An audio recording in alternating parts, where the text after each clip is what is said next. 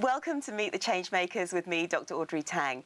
It's the show where I speak with people, charities, causes who are making a real difference in their corner of the world. And today is one of my favourite guests. It's Alessandra Bester of the functional food company and Nono Cocoa, a chocolatier that caters for dietary requirements, dietary needs, and also really celebrates and champions inclusivity and diversity. Welcome to Meet the Changemakers, Alessandra. Thank you for having me.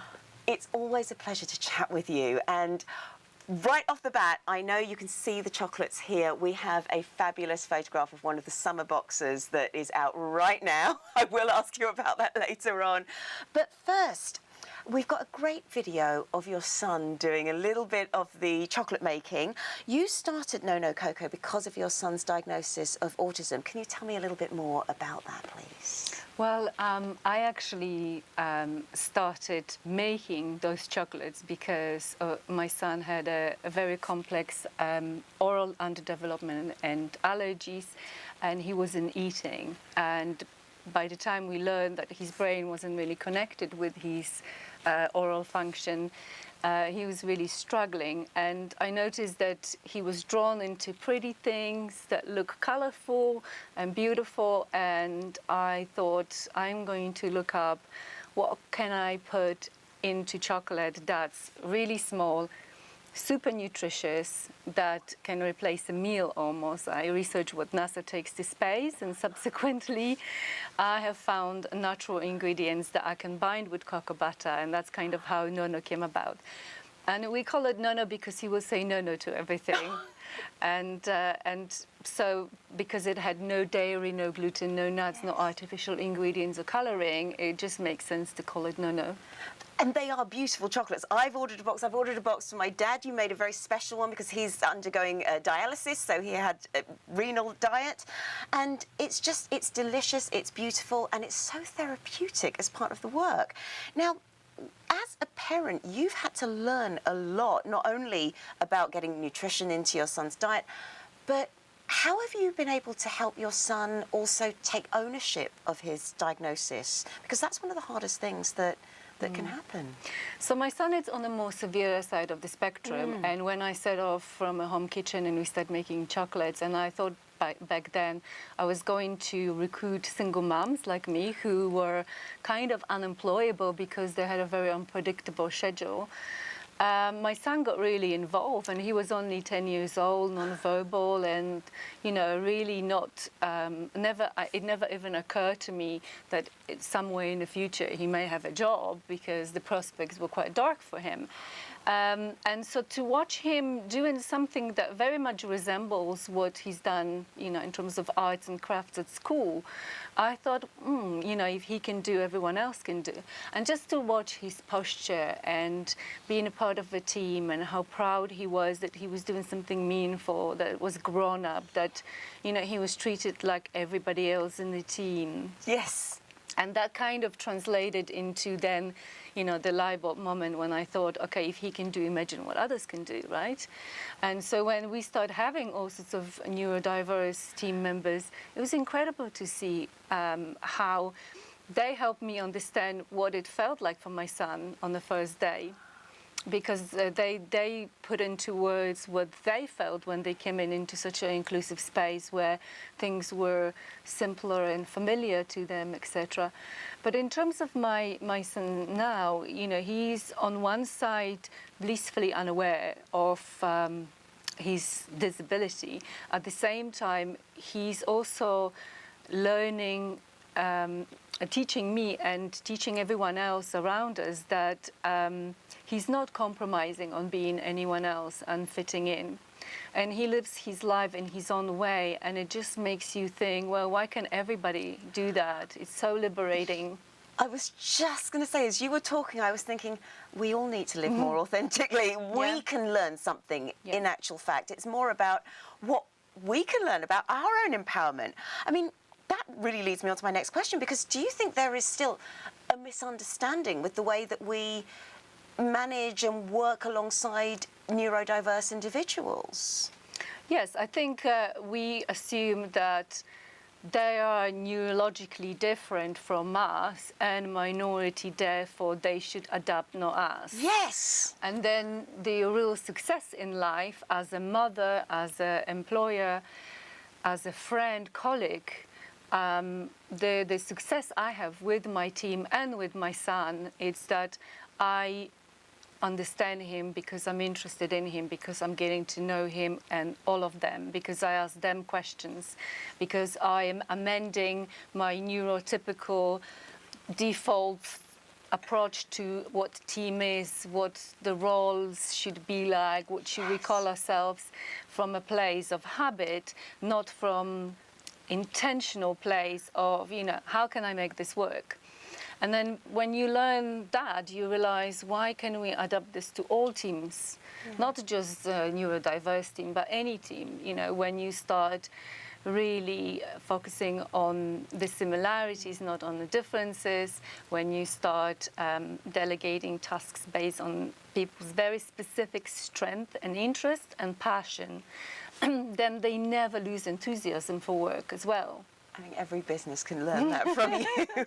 And we do have a pre-recorded video of one of your team. It's Gaby, and she's going to be talking about how wonderful it is to be working in a company that understands her.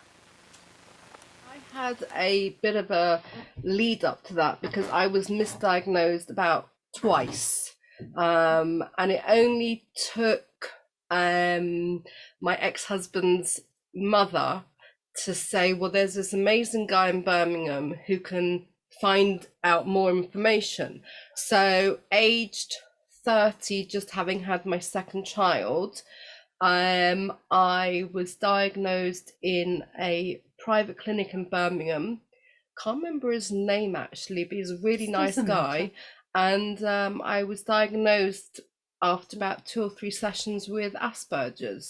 They first thought it was ADHD, then they thought it was ADD, then they thought it was such a variety of things.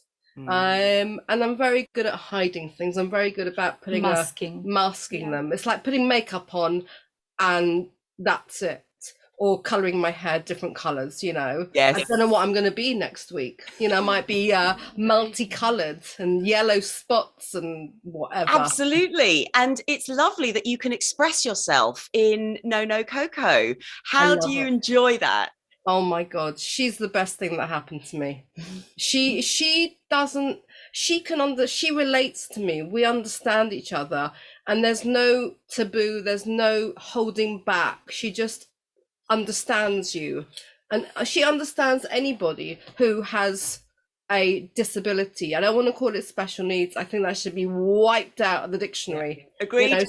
It's just not right. It doesn't make sense. Special needs. What special need? You think about it, it doesn't even make sense. Working here for me is actually a therapy. It's very calming. It's very relaxing. She'll set me 100 things to do. Pile up the chocolate and say, right, do this with this with that. I get on with it. It's delightful. And no, I don't eat the chocolate. Well, you see, I'd be tempted. No. And we are allowed to talk and work, which is something that's really important to Gaby. Gaby loves to talk, and she does not like to be kept quiet and expected to just be quiet, do your job. It doesn't work like that here. That leads me on to the next question, Gaby, in fact. Would there be other specific challenges that you would have otherwise struggled with? I didn't used to live in this country up until about 2 years ago. I lived abroad, and working in the kitchen in another country, I had to be bilingual, which I am. I'm trilingual. Wow. I know I speak Spanish and Hebrew. Amazing. And English. English is more like garbage. And so it was a challenge because I had to talk in 2 languages at the same time.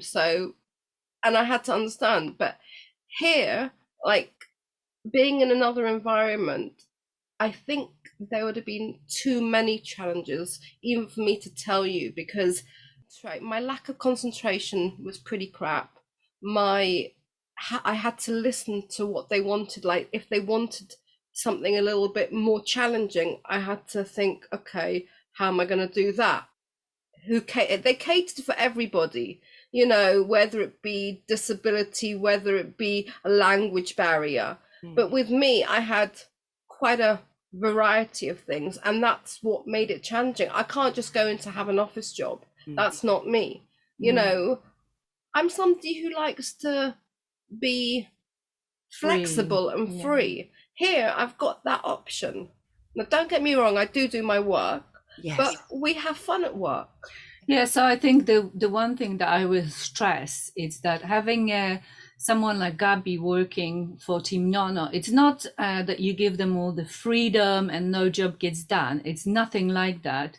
It's about the clarity of instruction, the relationship, and also for Gaby particularly, how many people are in a kitchen? Because sometimes the social group, it's grouping and who is speaking to whom, it's so destructive and overwhelming. So she works better one-to-one with me. Today she's been teaching Gemma. So the, you know, less information to process, better focus. So the adjustment for someone like Gaby are very small. For someone like Gemma are very different, because Gemma has cerebral palsy. She's hearing impaired, but she's amazing. Hearing aid, but she's amazing. No one brings more enthusiasm to work than Gemma. And we does. have a giggle. We have a giggle together. Yeah. You know, we can't if you take life too seriously, nothing will ever get done, because you'll be trying to understand the instructions, how to do this. The list is endless, and it's just like, where do you stop? Where do you start? Absolutely. That's a good philosophy for life. Now, Gaby, just if there was one thing you would like employers to understand about working with neurodiverse people, what would it be? Give us a chance. Understand us, listen to us. I think the give it a chance, it's like it sums it all up, because for people who've never ever had Gaby in a kitchen wouldn't know how skillful she is, that her only obstacle is the social interaction, where the work performance, the knowledge about food, the ability to do tasks, manual ability, are extraordinary. So if someone was to give her a chance in the first place, it will actually see that there's more to that person than what they judge in Alice instant. is lucky to have me, and I'm happy. I'm very lucky to have Alice. Now, Gaby wanted to be with us, but she's undergoing surgery for cancer, and not only have you dedicated a box to her, which is absolutely lovely, but there's this lovely insert that you have. I know we've got a better picture of this inside the boxes. Can you tell me a little bit more about why you came up with the idea, but also how you've been supporting Gaby? Well, so as you know, we do use the chocolates as a way of communicating different messages. So the Autistic Woman Artist project that we did. I love that. Can I interrupt you to just tell us a little bit more about that one first, and we'll come back to the... So in lockdown, when I didn't had any team with me, and I was looking for ways to, you know, keep people motivated, engaged, and, you know, to continue having purpose and having things to do, I recruit 50 autistic women artists remotely from all over the world to design a chocolate bar packaging for us, so that we can promote the artwork, so that possibly they get some kind of commissions out of that, and it's an ongoing project. We are definitely moving on slowly. So when Gaby joined us very soon after, you know, she kind of dismissively mentioned about a lump in her breast and not really being too proactive about it, and it took a lot of encouragement, and actually me personally taking her to the GP to find out that, you know, she has a breast cancer, and I took her to hospital for biopsy, and I was already aware that her mum had a gene that was putting Gaby at a higher risk. So it became you know, a very important issue that I felt that we need to be quite vocal about. And because Gaby is, well, like the summer box, passion fruit was the chocolate that she wanted to have, and she's very passionate, as you have seen in the video. And she's as colourful as the summer box, and as fruity and as juicy, quite literally. She is, she really So the box is very much her personality. You know, she wears the most extremely colourful socks, bee socks, and so this is definitely her box. But we wanted to send a message because Gaby is someone who wants to talk about her cancer, who wants to talk about that, you know, if you don't check your boobs, you may die, because it was such a close call. Everything happened very quickly after the biopsy, and then she had first surgery when she had her breast removed, reconstructed straight away, and now she's having the lymph nodes removed just to make sure that there's no any spread. And so you will think, okay, it's just a lump, you know, it could be anything, but it was a question of weeks later, and it will be too big, which meant that she would then have to have a chemio to shrink it before surgery, then radiotherapy. And the process will be more complex and more invasive and more traumatizing. And she's doing so extremely well because it was caught early, and the surgery is straightforward, and the recovery seems to be, you know, very uninvasive. I had a cancer, and I had a horrendous one. I had to go through 3 runs of chemo and radiotherapy, and so for me, you know, when I was imagining she's going to have a cancer, I just remember what it was like for me, and for her it was a red carpet treatment. And so, well, I suppose Gaby wants to send a message, you know, check your boobs, it might save your life. Absolutely, and I think that is an important message. Very. All the time, anytime. Check your boobs. Yeah, and probably testicles and other things. Absolutely, yes, men, we are talking to you as well. But just listening to you, you've been through so much. You are also such a giver as well. How do you take care of your own mental health and wellness? On one side, really badly. We can be, you know, we can do everything all the time. I suppose the way I have good habits that I have adapted from being an athlete. You know, you push when you push, but you train before that. So what people don't see very often is how I prepare for things and how I then, you know, slide down.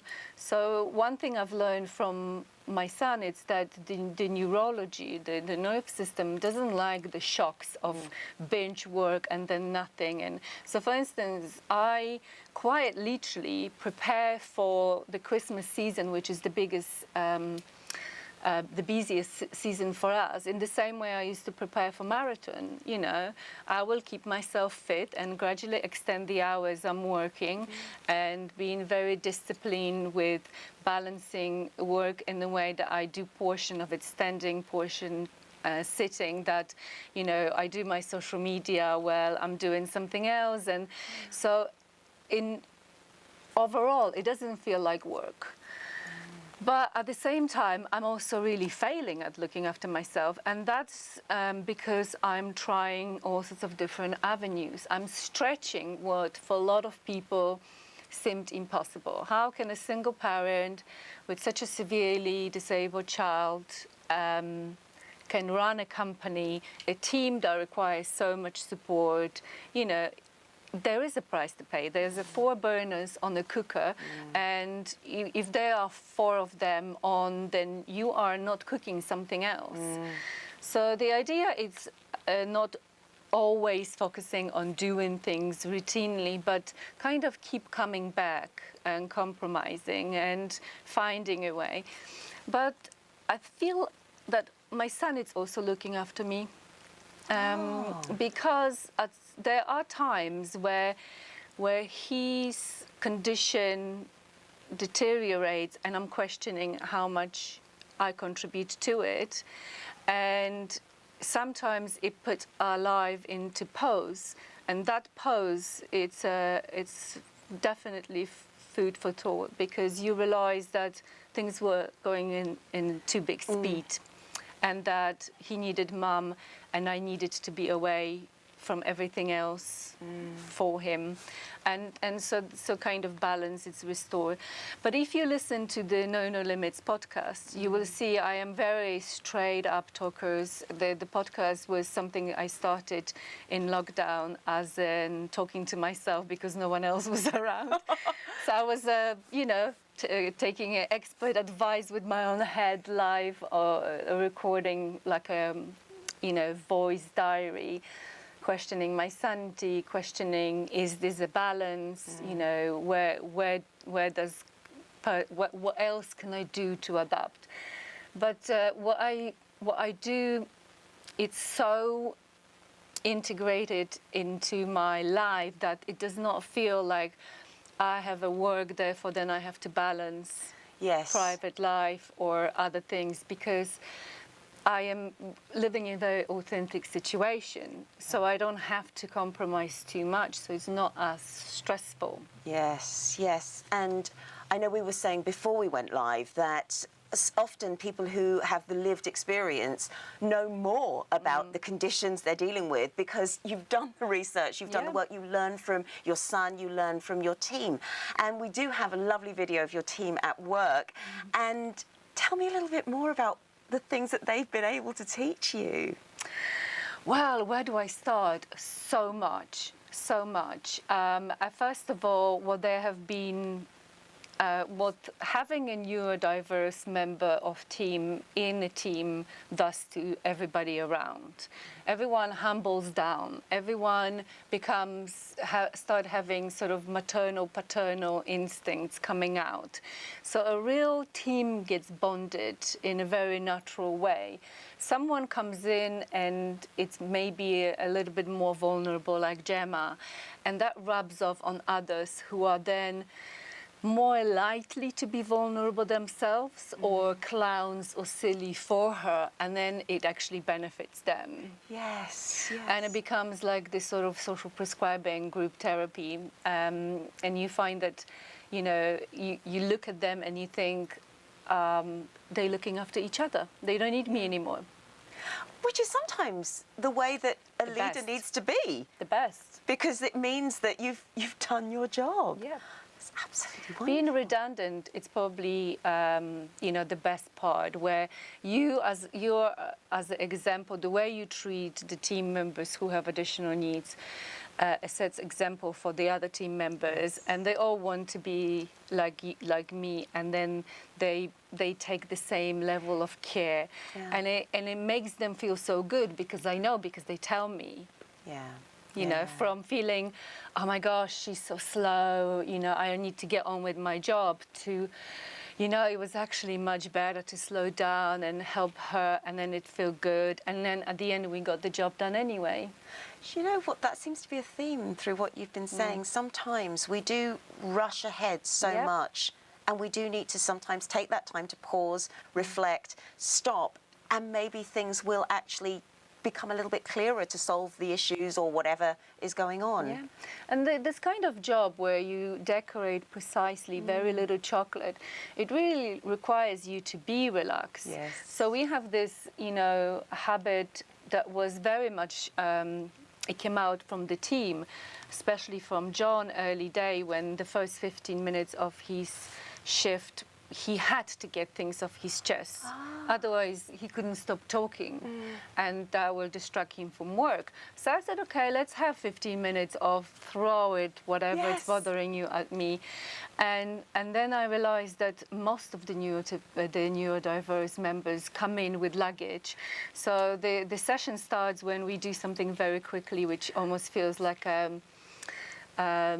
group therapy.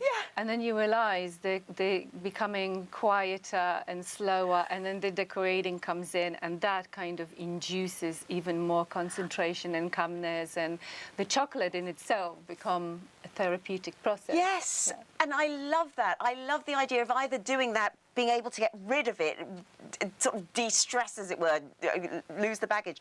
Or alternatively, I know I start some of my coaching sessions, depending on the client, with a meditation, again, to get you focused, because otherwise you come with the strains of the day. Now, if you have one message to give to our viewers about the importance of social enterprise, making changes, having a social conscience, what would it be? Well, I will say that my recent reflections are that disability is here to stay, to be visible, vocal. They have the platform to come out from the hidden places they've been for hundreds of years. They have a voice, they have their rights, they're not gonna hold back. We need to get used to the fact that everywhere you go and everything you do, you are going to have to consider having more diverse environment, one way or another. Our children are already learning this at school because the population of neurodiverse schoolmates has never been higher. So our children have experienced autism since they were little, and we as adults kind of have to catch up. So I will say, be courageous at approaching and including someone with neurodiversity in your team.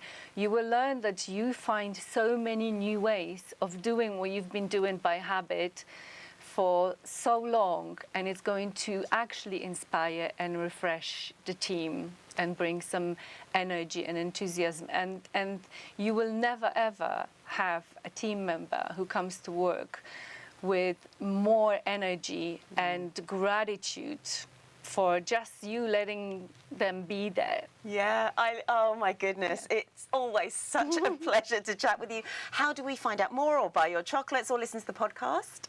So nono-cocoa.com will take you into all the directions of social media, which is Nono Cocoa UK, and the podcast Nono Limits. You can buy the chocolates and support us and support Gaby. She has predicted that this is going to be our best-selling box. Now it's up to you whether you. Yep, there we go. I'm actually competing with her because I don't think so, and she's very adamant that this is the case. So I don't know. Choose who you're voting for, me or her. It's a summer fruit box, isn't it? Oh, fantastic! Thank you so much. Next week, we are going to be tackling the subject of gambling, and I'll be speaking with GamCare to ask them about what they're doing to really deal with this very insidious addiction. But for now, remember to learn, look, invite, include, and we will leave you with a motivational chat from Team Nono. Go Team Nono!